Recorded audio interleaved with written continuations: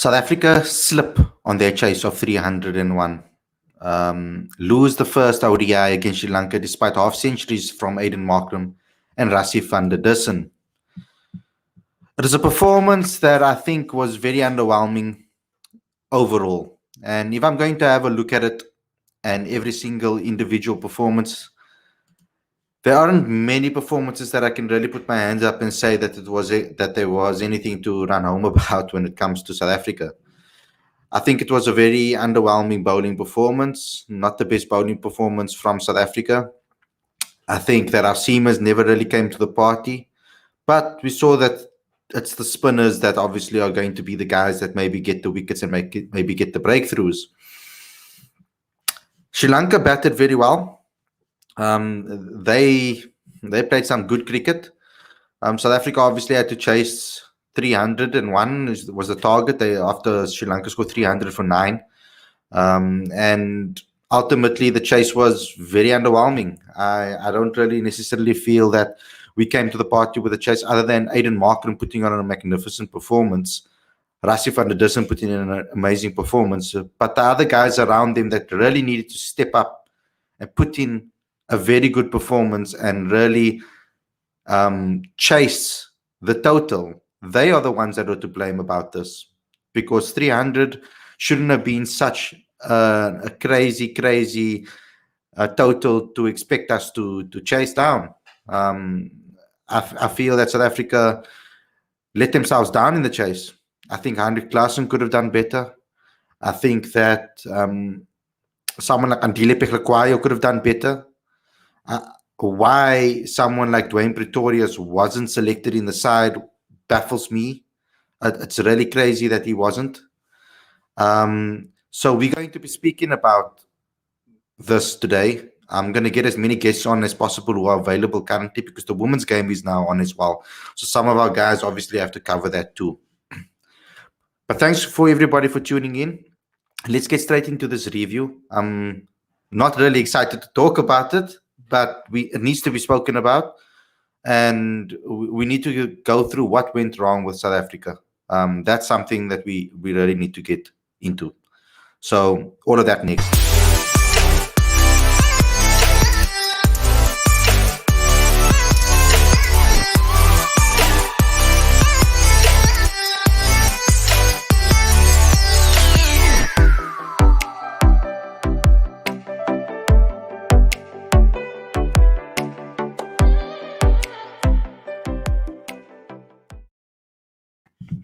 Hey guys, welcome to Cricket Fanatics Magazine, and this is your review show. I'm your host, Khalid. This is the show where we talk about everything that has to do with the first ODI between South Africa and Sri Lanka. Now, of course, South Africa lost this match. It wasn't something, I think that the batsmen actually lost this match to us, despite a wobbly start or a wobbly start from the bowlers as well. It was one of those flat wickets where it was very difficult to get wickets. It wasn't the easiest to get wickets on this particular surface. We could see South Africa actually gave their wickets away majority of the time. It wasn't really necessarily something that Sri Lanka really did to get those wickets. Apart maybe from Yanaman Malan losing his wicket and Kyle Verreynne. Other than that, I feel it could have been avoided. Markram's shot wasn't necessary at the time. On 96, I was hoping that he would first get his century and then kick on.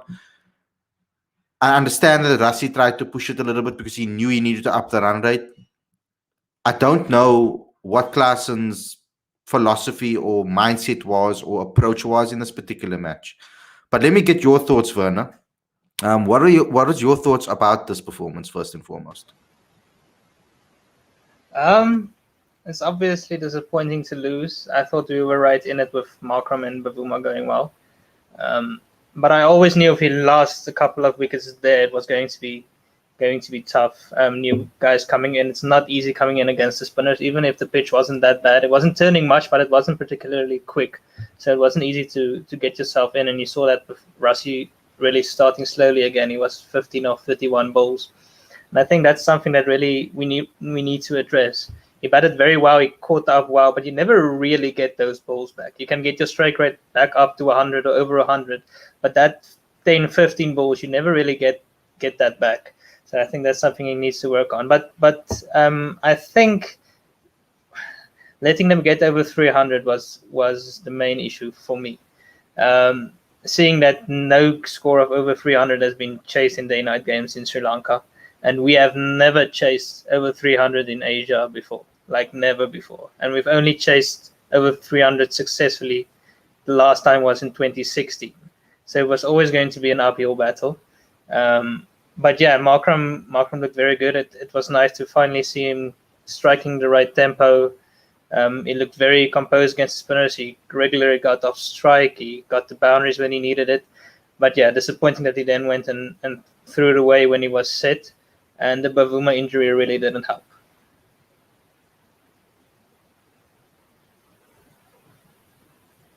I can't hear you. I don't know if it's just me. Hold on. So I have to say, well done to Avishka Fernando for his 118 of 115 balls. I mean, that was an excellent performance.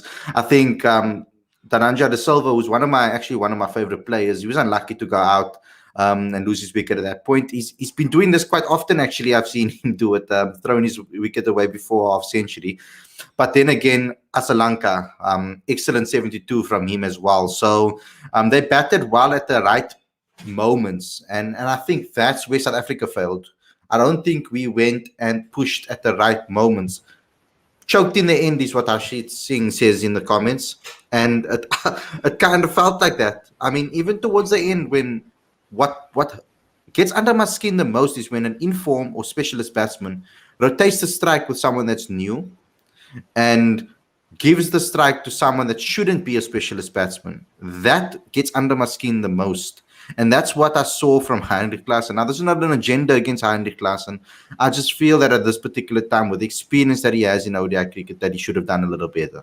We expect our number 6 batsman to be able to take us home in a situation like this.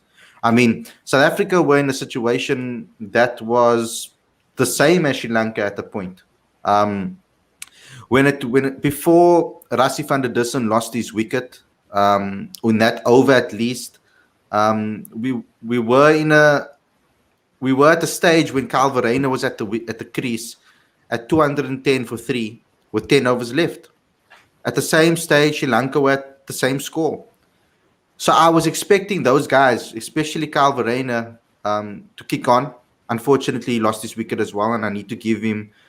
He didn't look that comfortable at the crease either. I think that's also a lack of game time, because every single time you're on tour after tour and sitting on the bench, you're not getting opportunities, and then suddenly you get given an opportunity, and then you fail. Bavuma, unfortunately, got injured. I think he would have kicked on if he was longer at the crease. I mean, if he had spent more time there with Aiden, I think that also just derailed us a bit. It was almost like a wicket, because ultimately it was like a wicket that fell at that particular point when we were on top. At that point, I felt that he was doing the anchoring job that Aiden needed at the other end. But for Aiden to lose his wicket at that point, I think that changed the whole game. Aiden just looked like $1 million in the middle there, and the first mistake he makes, unfortunately, that cost South Africa dearly. Rassie van der Dussen, fastest to 1,000 runs. These are the positives that I'm speaking about now. The fastest, one of the eighth fastest to 1,000 runs. So something that was expected from him. I mean, ultimately to do what he does. I mean, he showed that he is pivotal in this team. But South Africa just need that one person, that finisher we've been talking about. This is why I'm so baffled that Dwayne Pretorius didn't get selection in this match. It was a shock for me, actually, when I saw the team sheet. Do you think that's somewhere where we lacked? We definitely lacked someone there in that position. We've been lacking someone in that position for how long? Yes. No, I was very surprised to not see Pretorius named in the squad. I really thought he was going to play, whether it was ahead of Klaasen or Andile.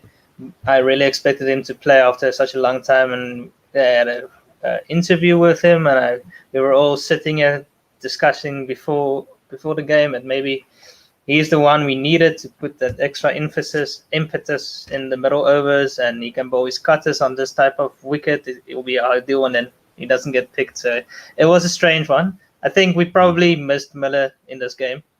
Not saying he would have definitely won us this game, but he has the kind of experience of winning these types of games for us in the past. So I think we missed him there. We saw that Verena did struggle a bit, and then he got himself out before he really got going. Klaasen he looked good while Rassie was still there, but the moment Rassie got out, Klaasen sort of faltered as well. So yeah, it's a tough one, but I think the start of the game wasn't very good. Our bowlers kept on bowling short, gave them easy runs in that first 6-7 overs. Once Maharaj came in, things changed, but that quick fire power play really hurt us in the end, I believe. Mm-hmm. Yeah, it's unfortunate. I think Andile, he needs to do something with regards to his batting if he really wants to be selected continuously in these teams. I have to give him some criticism because he never looked at all settled at the crease, and he's always looking like he's swinging and missing rather than playing calculated shots. Rabada at the moment is looking at it as like a better batsman than Andile currently, which is worrying. Because if Andile wants to be in this team, he needs to be an all-rounder, and he needs to come to the party with the bat.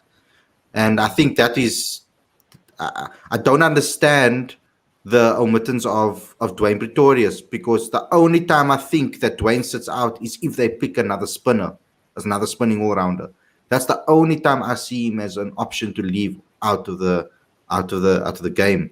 That is my problem currently. I think that yes, Pavuma batted slow, but I think it was necessary at the time, losing Janam and Malan, and we looked on track to chase this total down with Aiden and Pavuma in the middle. That's what I felt at that particular time. When Rassie came out, I think Rassie also. I mean, I'm just repeating myself here once again, but I think, like you said, let's analyze the bowlers, because the bowling performance, once again, I think in Ireland as well, the same thing happened.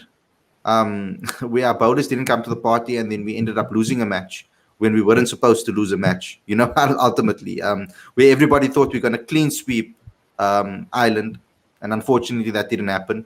With Sri Lanka now, I mean, I was one of the guys that really was going in with some confidence over here, thinking that we're going to go do a 3-0 against Sri Lanka. Sri Lanka came to the party with a very young side. The one major positive, if there is any positives that we can take out of this, is that we played really well against the spinners. I felt that we handled the spinners very well.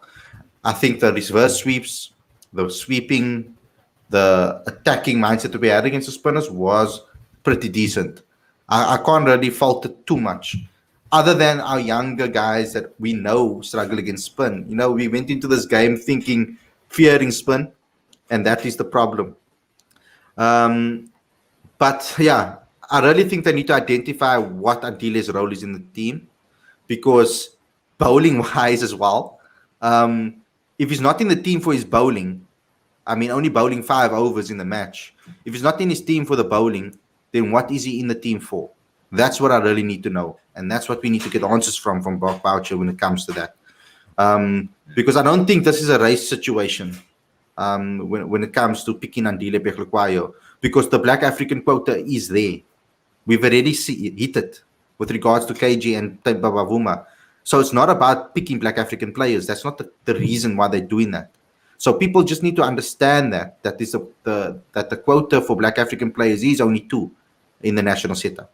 5 players of color in total over a period of time, not per match. Yes, we are kind of behind in the transformation targets overall, but I don't think that's why they picked Andile. I don't think it's because of race. So ultimately, let's just put that on the side, and ultimately we need to actually analyze the specifics of here and what actually happened. And I don't know what Andile's role is currently, because if they're not going to pick him and allow him to bowl, they did it previously as well. He hardly bowled in matches. It shouldn't be the case, because I see him as a bowling all-rounder. That's my understanding of it. I don't see him as I think we need a batting all-rounder. I think that's the point. Because it has been our batting that has been the struggle for most of the matches we've played. So we need a batting all-round and not a bowling all-round. And at this stage, Andile is not bringing enough of the bat to, especially if we're not using him for 10 overs. If we're going to be using him for 5 or 6 overs combined with Markram or whoever else, then we might as well play a batting all-rounder in Proteas or Mulder. Yeah. Yeah. And I see guys saying in the comment section that 6 players of color. From my understanding, that is domestic cricket. It's 6 players of color, 3 Black Africans in domestic cricket. I don't think it's 6 in international cricket, but we can just double check. I must just double check that again, just to make sure. Welcome to the show, Aaron. You here as well. How are you feeling about England's game, Aaron? Oh, brilliant. Chris Wokes, the wizard, on return. It's been over a year. Comes back and takes a 4 for absolutely brilliant. I'm telling you now, we make them different here in the Midlands. We just do. He's an absolute legend. But yeah, enough about England versus India, although that has been an absolutely fascinating day of Test cricket at the Oval. With regards to this match, boys, what were you thinking at the end? Because I'm going to be honest, looking at that final results, I think that's more on the bowlers as opposed to the batsmen. That's my personal view of today's game. I think in terms of the actual, the run chase itself, I heard you speak about this before, Khalid, Bavuma's innings, of course, and some of the knocks during the middle over, but you got to think, Sri Lanka shouldn't have been getting 300 on that wicket. Yeah, I felt like South Africa gave them at least 20, 30 extra runs. Yeah, no, definitely. But we should have chased it. That's my point. It doesn't matter whether we gave away 20. We should have chased it. We were in a pole position to chase that. Who do you blame for it, Aaron? From a South African perspective, who would you not blame for it, but who was most responsible for not getting into the groove to chase that total down? Again, I think it's a bit too harsh on the batsman. I'm going to be honest today, in particular when you've got your strike bowlers, and again, this isn't a criticism of Enric Nortje or Kiso Rabada, because we know what they're capable of, and I guarantee they'll come back stronger in this series, but today, they've both gone at well over 6s. Which on that surface in Colombo is just too much. It's too much. Same with Pethlaquai as well. He went over 6s, or I think it was mid-5s to 6s as well. So the issue for me isn't necessarily the batsman. Of course, Khalid, it's disappointing. And yes, in theory, South Africa should have chased that down after the brilliant foundation which was set by Aidan Markram. But at the end of the day, there's a massive difference between that knock chasing 270 and that knock chasing 300. And that's where I think not the blame necessarily, but the fault in today's game for South Africa lies. And with that being said, you have to give a lot of credit to Sri Lanka as well. In particular, the death. Chamira, brilliant, absolutely fantastic. So I don't think it's necessary to blame a specific batsman today. I feel like both departments could have been a lot better. But if anything, you have to give a lot of plaudits to Sri Lanka, in particular the likes of Avishka Fernando, Charith Asalanka as well, and of course Chamira at the end there. But yeah, I think it is disappointing from a Proteas perspective, because you think about it, they could have won this game if they had, manufactured that run chase a bit better and, of course, bowled a bit tighter in the first innings. But it's one of them. It's just one of those performances where I feel like South Africa underwhelming. That's why I said it's an underwhelming performance. Ultimately, it was like we nearly got there. Like, you know what I mean? Like it was just there. Like, yeah. We just let the game, in pivotal parts of that game, or important, crucial parts of that game, we just let the game slip a little bit away from us. I would like to hear what they say in the press conference, and hear what they have to say over there. We will try to post that as soon as possible for you guys to listen to. But ultimately, we just have to brush ourselves off and come back in the next matches. We're still 2 matches left. We can still come back with a win, and win the series. Ultimately, I think that's still on the cards, still possible. Like I said, the major positive for me, which was my major worry coming into the series, was how we were going to play against the spin. We played very well against the spin, actually. Ultimately, I think that's where we really played. I think we played well. I think against Hasaranga, I mean, world-class bowler. Mm-hmm. We hit 52 runs off him in his 50 overs. Okay, he bowled very well as well. It's the new guy that we struggled a bit against. He went for under 5. Can I just say, he is a brilliant bowler. Praveen Jaiwit-Rama is absolutely fantastic, not just in white ball cricket, but in red ball as well. This is a guy who took a 5-er on Test debut. He's absolutely fantastic. He is brilliant. He's been so prolific in Sri Lanka's domestic circuit. Of course, a circuit which has come under a lot of criticism. Again, I do feel like it is outdated at times, but of course, that's my personal opinion. But Praveen Jaiwitrama, watch out for this guy. The sky really is the limit. Him and Hasaranga. Yeah, exactly. I mean, with those two, and of course, Lasith and Bordenara as well. I'm telling you, that 11 for correct PM. It was 11 for, but yeah, brilliant. I think it was the best ever figures by a Sri Lankan debutant. But I remember him getting a 5 for definitely. But honestly, the future is so bright in Sri Lanka with those young spinners. It really is. Jaiwitrama and Bordenaya, Winindu Hasaranga, they just need the batting now. And Sri Lanka could actually be set for a bit of a renaissance heading into the rest of this decade. So that's the one positive I can take out of it, guys. I see PM asking me an update on Temba Bavuma. So he was available to bat, which I feel he should have come out. But okay, I don't know how much he could have slogged with the hand. So they wrapped it, and he was okay to continue, according to the medics. We got an update from the media manager saying that he was okay to come in if necessary.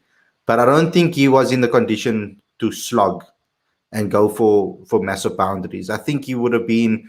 He would have come in if we needed someone to maybe just, rotate the strike for a guy that's in form. If Markram was still at the crease, or if Rassi was still at the crease, then Pavuma could have come in and just rotate the strike or something. But I don't know. Personally, unfortunate, because I think he was looking good. But that's what I thought. I thought he was looking decent at the crease. I don't think he was really looking bad. I know that if you look at the strike rate that he was going at, maybe you would say otherwise. But Werner, what was your take on Pavuma? Because some people seem to say that he must get dropped. He started off slow, and I was a bit worried that he wasn't going to give enough strike to Markram. But then he did start to rotate the strike well. And the thing is, Markram was going at over 100 strike rate in that partnership. So in the balance of things, it was no problem really. While he was there with Markram, we were well in control of the game. It was not like it was slipping away or anything. So I don't think he put us under pressure or anything. It's when he got injured and then Markram went out directly after that where things sort of started falling apart. And then Rassi started slow. He was 15 or 31. Then it was looking very iffy, but then he started picking it up again. I got new hope again. So, okay, Rassi is now going well, and then he got out, and then it didn't really kick on from there.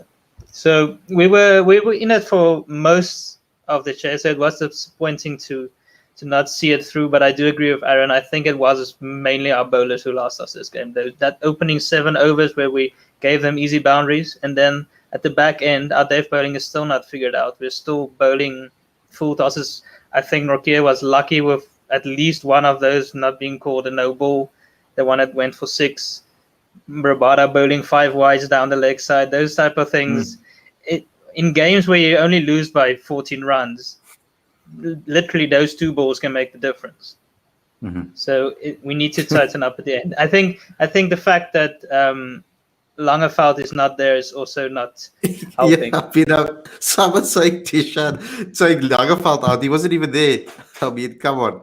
I think that's a bit harsh. I mean, because we've seen some excellent bowling performances. We've seen this similarly against Ireland, I said. When the first ODI, that we played that we lost, the one that we lost, we weren't really that on song as we normally know them. They're a bit rusty in a way, I would say. We are really slow starters. Yeah, we're very slow starters. We have a bad game, and then suddenly we come right, and then by the end of the series we look good, but then the series is done, and then everybody forgets about it, and then there's a month that passed, and a new series comes, and we lose the first game again, and then the cycle continues. Exactly, that's exactly my point, and it's excellent from you, Werner, because that's what happens, and I want people just to sit back and analyze everything over here. It's ODI preparations. I mean, this is a team that we're building for the World Cup in 2023. I mean, we still have a whole year of ODIs before we even we first have to qualify and all of those things, which we probably will. I'm not going to hold my fingers crossed that we will.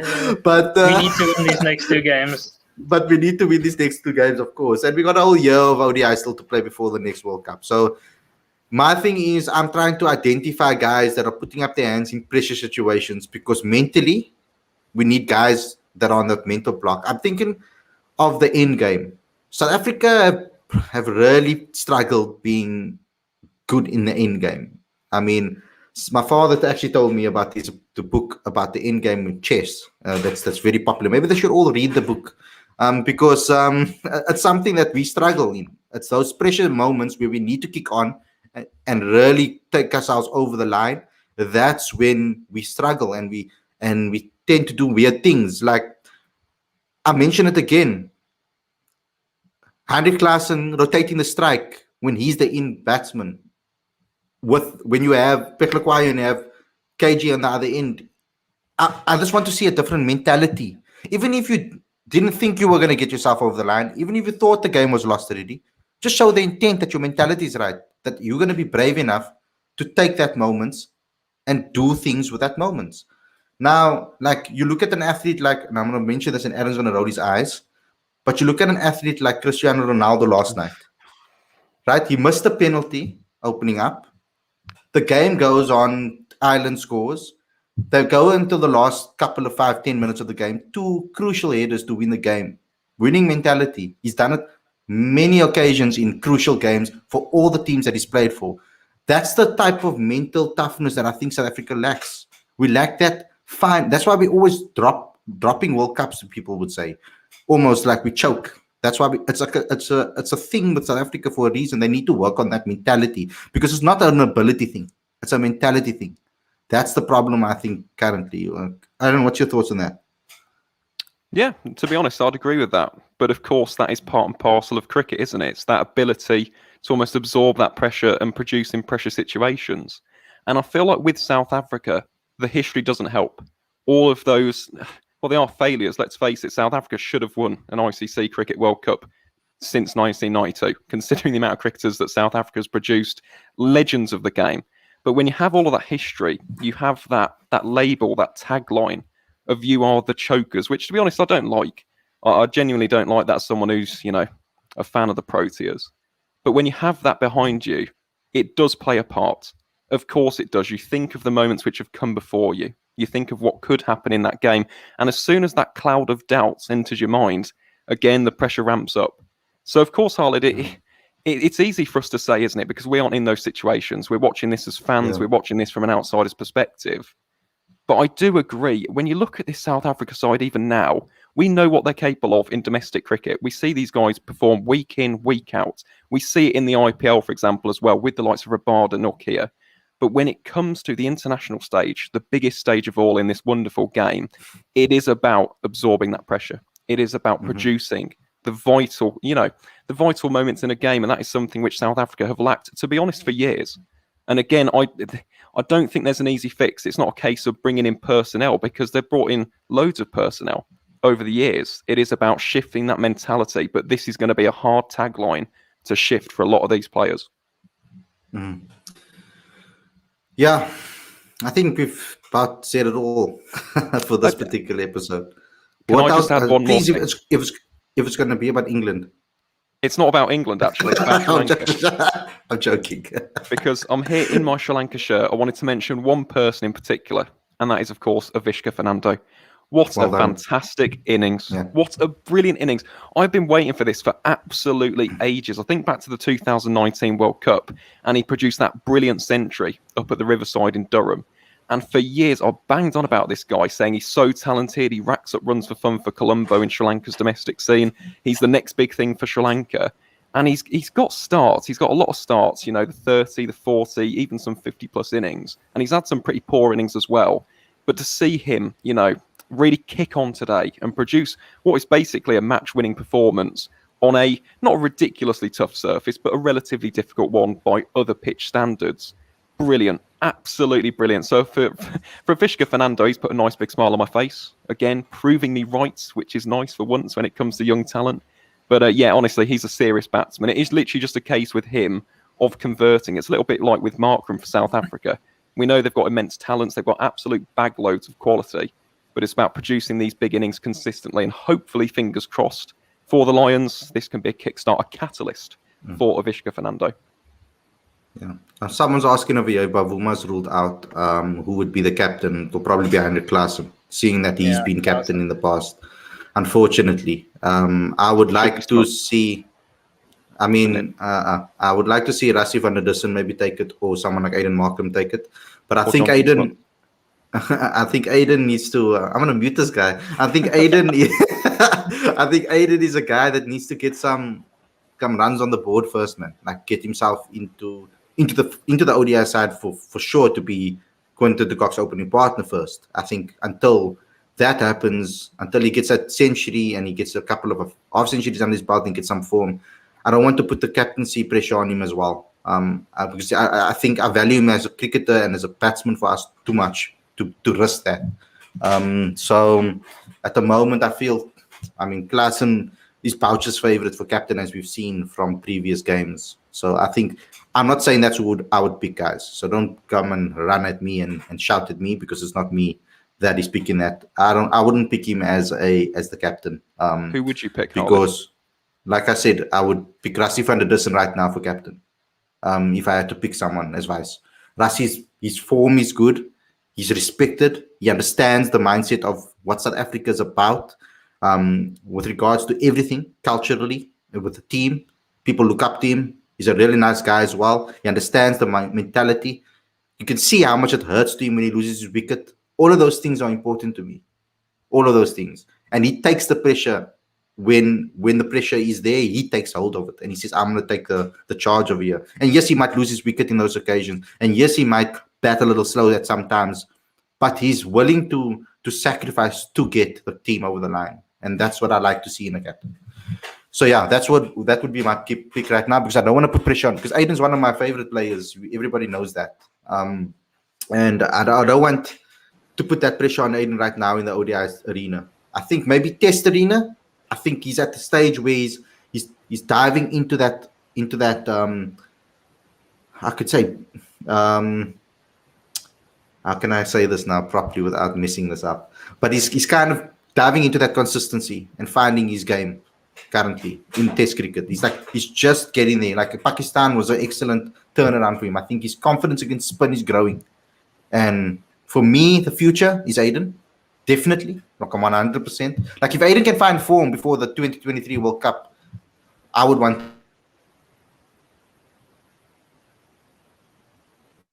going crazy now. Yeah. So yeah, I would want him to be captain. But as we know, Boucher has picked Bavuma as the captain going into till the 2023 World Cup. So yeah, unfortunately, that's just how it is currently. But guys, thanks a lot for tuning in. I hope you guys enjoyed this episode. Smash the like button. I see 31 people are tuning in and watching. So thank you for all the support. Smash the like button and click the notification bell, subscribe, and do all of those things, and share this with all your friends and family. We'll be back again tomorrow with another Q&A session, guys. So please get your questions in on Instagram, or tune in on Facebook and on YouTube to ask your questions on the show. If any of you guys want to join us and answer some questions, you may. Aaron, you've been very scarce with us, and I'm going to call you out on live. He's been ignoring us and not been coming on any of the shows. Hang on. No. I have wanted to come onto this show. This is why I made the effort tonight. The only reason why is because of the county season. But with that being said, guys, there's 1 month left. As soon as the county season finishes, I will be on CFM. You will want me off this show. That's how many times I'll be on. You'll be begging for that mute button, Khalid. I'm just going to put it out there. But no, can't wait. Cannot wait for the rest of this series. It's good to be back as well, may I just say. Werner as well, making some great points. I want to see Mpo back. I want to see Dan Orsmond. That's what I want to see. Cricket Dan 93. Yeah. Right? Dan Cricket 93. Yeah. Even he'll kill me for that. Scarce. Exactly. Jeez. Ridiculous. I still owe him a coffee. Yeah, but I think he's busy with exams and stuff. I don't know if I'm supposed to say that on a live, but I think he's busy at the moment. No, he's not. He's too busy on Twitter. I feel like I'm going to need a mic like you guys if I keep coming back. Yep, that would be great. Werner, we love you on the show. Thank you, Aaron, for coming on. And we'll see you guys all tomorrow again with another daily Q&A session. Thank you, everybody, and enjoy your weekend.